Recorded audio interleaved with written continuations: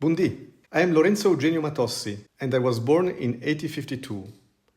My story is the result of the life choices of those who came before me.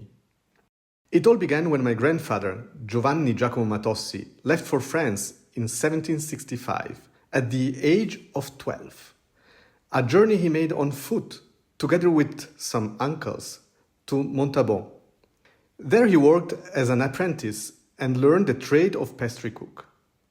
Years later, he bought half a shop in Agen.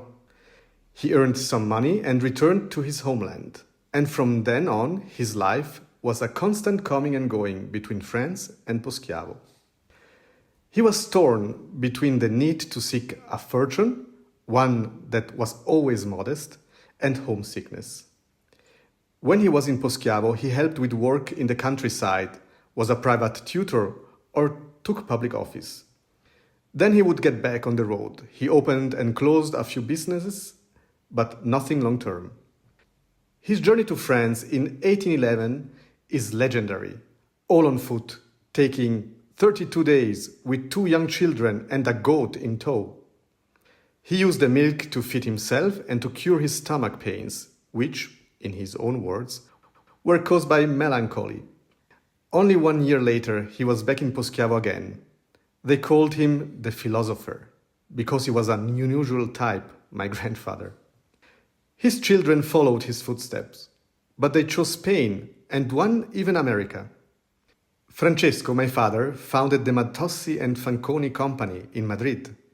My uncle Lorenzo, on the other hand, emigrated to Bilbao, took over the patisserie of Andrea Pozzi from Poschiavo and opened the first café Suizo, together with some partners. The 2 brothers were successful. They then established themselves in many other cities, such as Burgos, Valladolid, Badajoz, Santander, and Pamplona. They succeeded in creating a large network of cafés and pastry shops in which there was a continuous cycle of owners and managers, mostly from Poschiavo, often relatives from the Reformed Church like us. Then, my father bought this beautiful house in Via di Puntunai, where 2 flowing water channels provided water to the village. It was a peasant house from the 16th, and in 1856 he had it extended and renovated. Its facades and turret were decorated by the young Italian architect Giovanni Sottovia, who designed so many other grand homes in Poschiavo. I also lived in Spain for a long while, particularly in Lleida and Santander, where I managed the Café Suizo opened by my relatives. In 1875, I married Clara Ursula Semadeni, and we had 5 children.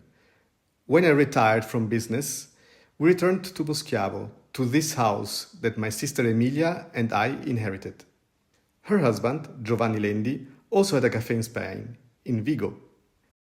My sister then also became my in-law because my daughter Clarita married her son Enrico Lendi. And continuing the family tradition, my daughter Eugenia emigrated to Warsaw. Clarita lived in Zurich and Lugano, Enrico in the Engadine, and Francesco in Madrid. Between one trip and the next, departures and returns, this house has remained a point of reference for the whole family over several generations. The place where many of us have chosen to spend our retirement years and others to spend long holidays breathing the air of home.